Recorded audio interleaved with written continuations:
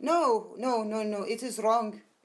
They cannot use our children. Why are they sacrificing our children by sending them to school? Even they are not going back to parliament, but they must use our children as an example.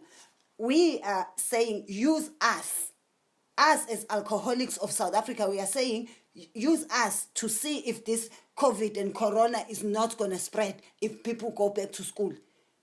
Open the bars, open the nightclubs. Tina, we are willing to sacrifice our lives by going back and seeing if we can practice this 2-meter distancing and social distancing. And then we will see if it will work for schools. We are saying, government, please use us. Open the bars, open the ship-ins, open all the nightclubs. We are willing to go back, do the 2-meter distancing, and then we will see if we survive. Then we know children can go back to school and do the same thing. If we die, we die. Subscribe to my YouTube channel for more videos.